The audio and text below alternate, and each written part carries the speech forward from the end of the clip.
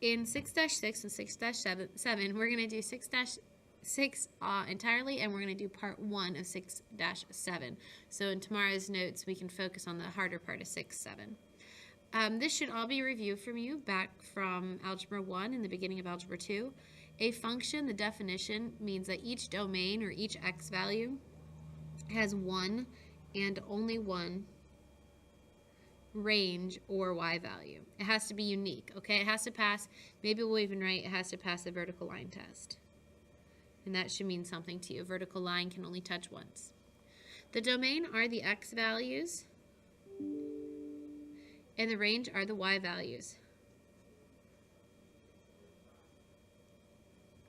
There are two ways to write functions. You can either write f of x like this with a colon, or f of x like this with parentheses. You typically see f of x used with parentheses instead of the colon, but both are the exact same thing.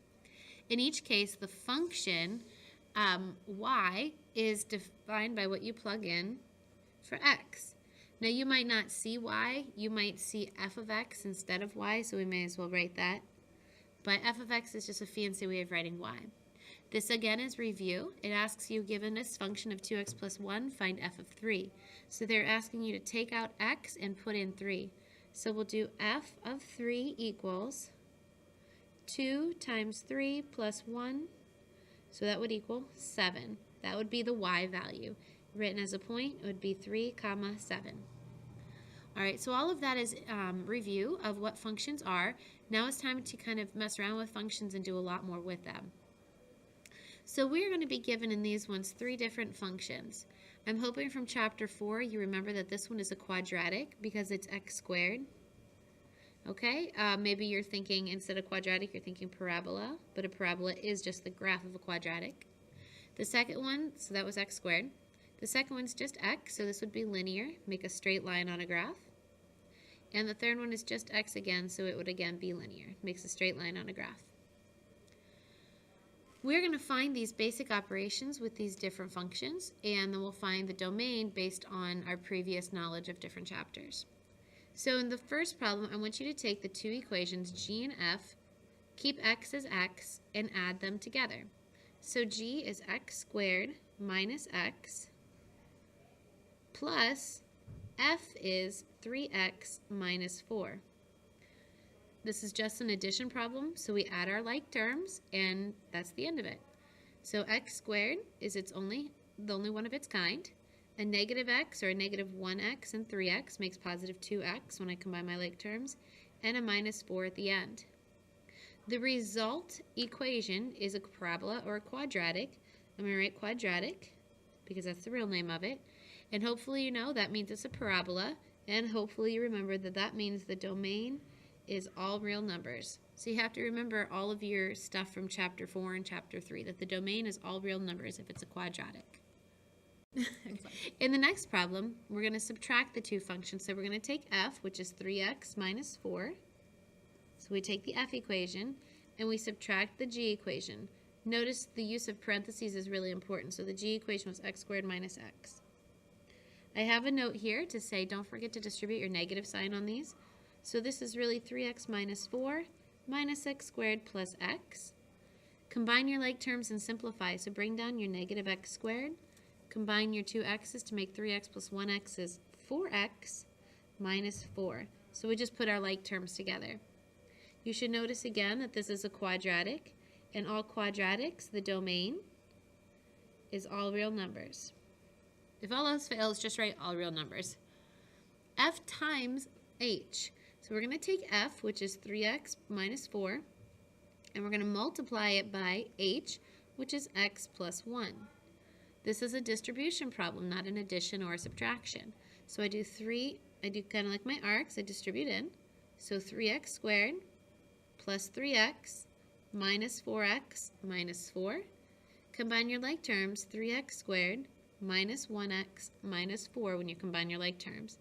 Again, this is a quadratic, therefore the domain is all real numbers. If all else fails, just write all real numbers because chances are it's probably right. Now g over h. So g is x squared minus x. H is x plus 1.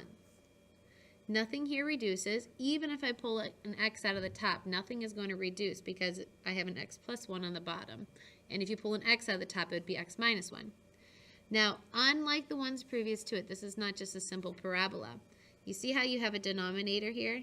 Do you remember that denominators cannot equal 0 in math? So your domain is going to be all real numbers except a negative 1. And the reason we write negative 1 is because if x was a negative 1, the denominator would be 0. So your domain is all real numbers except x equals negative 1. And that's as reduced as it can get. Please don't try to cancel the x's because this 1 doesn't have an x. Flip over. We are now going to find something new to you. They're called composition functions. So it says find these compositions. There's two ways of writing composition. And state the domain. State the domain of your final answer. I'm not sure why I wrote up first. All right, so composition does this. See how it's like take g, and they want, every time you see an x inside a g, they want you to plug in the equation h. So we're going to write this one first. So we're going to write h of x is, I'm going to have to rewind, x plus 1. And I just plug in x for x, it says. Now you're going to take this x plus 1, and every time in the g equation you see an x, you're going to put in x plus 1. So the g equation is x squared minus x. So I'm going to take g of x plus 1 because that's what they tell me to plug in for x. Now remember, I'm going to write it up here. G of x was x squared minus x. That way you can see where I'm going with this. Okay, so you see how there's an x here? We're going to take it away, and we're going to plug in x plus 1, and we're going to square it. So remember, it used to be x squared. Well, now it's x plus 1 squared.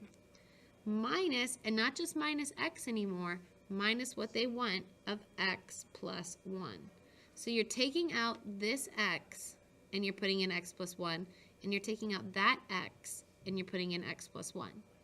Now, when we square this, it would be x plus 1 times x plus 1, which would be x squared plus 1x plus 1x plus 1, which is x squared plus 2x plus 1.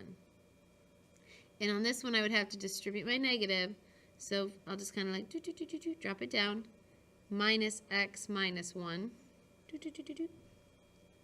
Okay, now combine your like terms. So we have x squared, let's see, a 2x and a negative x makes positive 1x. And those ones cancel out. So if you take out the x inside of the g equation and you plug in the h equation where those x's were, this is your resultant. I would like to note that this is a quadratic. So the domain, hopefully you've guessed it, is all real numbers. Okay, this one's a little bit, in my opinion, a little bit easier. H of f of 1. So the first thing we're going to do is the inside. We're going to do f of 1. So I'm going to back up and I'm going to go see what my f equation was. My f equation was 3x minus 4. I'm going to write that up here. My f equation was 3x minus 4. So I'm going to take out this x and I'm going to replace it with this 1. So I'll do 3 times 1 minus 4. Well, that's 3 minus 4, so that's negative 1. Now they want me to take this answer and they want me to put it into the h equation. So I'm going to do h of negative 1. So every time I see an x inside the h equation, I'm going to put in negative 1.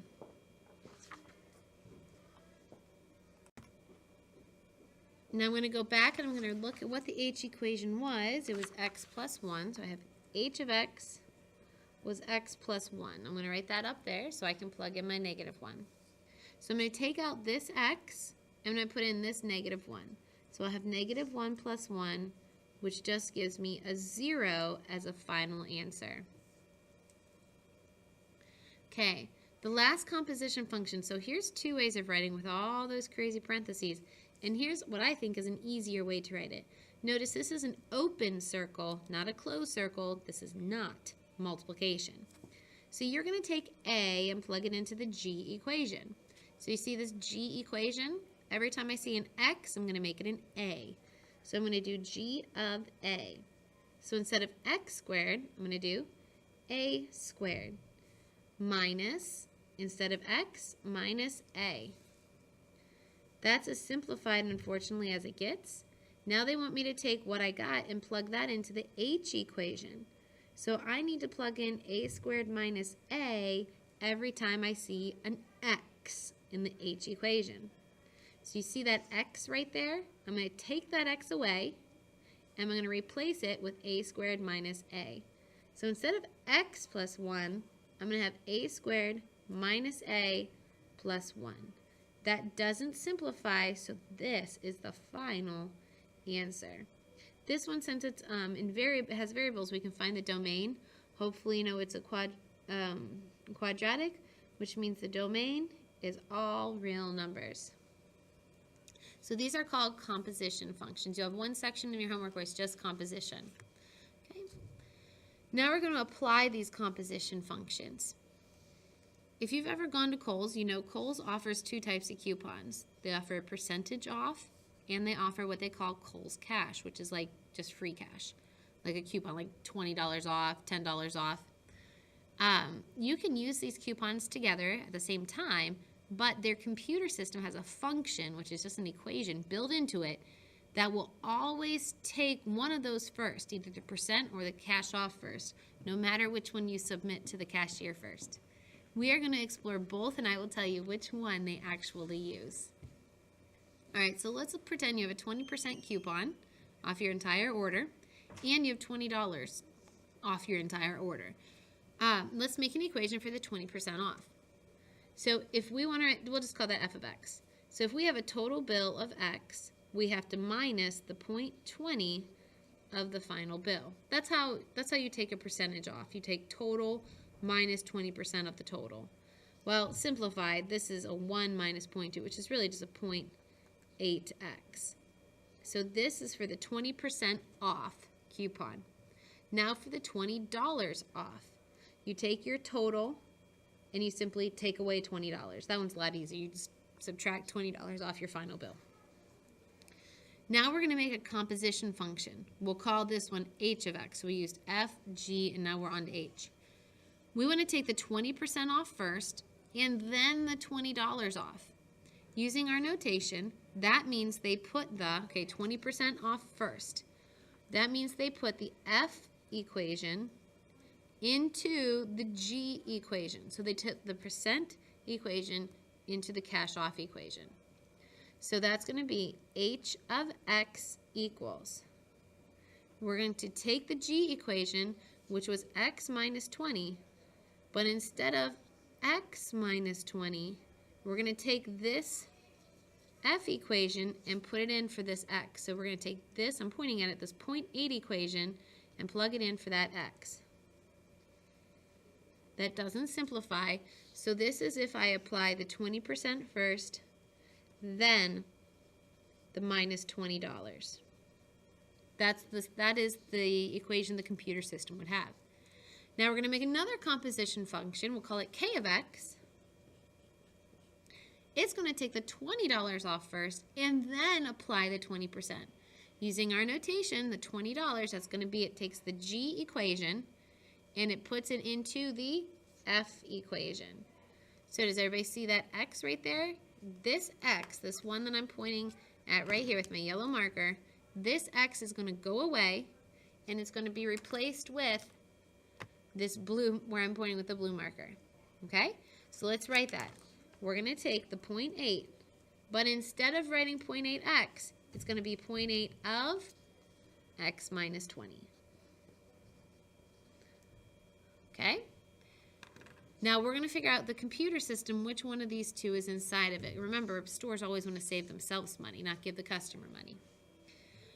We're going to take those two equations, and let's pretend you have $150 worth in your shopping cart, and you want to buy all $150 worth of that merchandise. You're going to plug $150 into both of your equations, and we will figure out which one you think the store is going to do. So, the 20% off and then the $20 off. That was the first one we did. That's the H equation. So we're going to plug in 150. So the H equation was 0.8 times X. In our case, we're pretending we have $150 minus 20. Grab calculators. 0.8 times 150 minus 20. Your total bill will be $100. Now, let's do the $20 off first. That's this K equation. So we're going to plug in our 150. We go up to the cashier. We have $150 worth of stuff.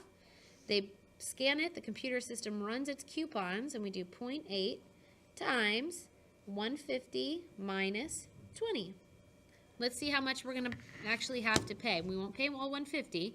So 0.8 times 150, what was it? Minus 20.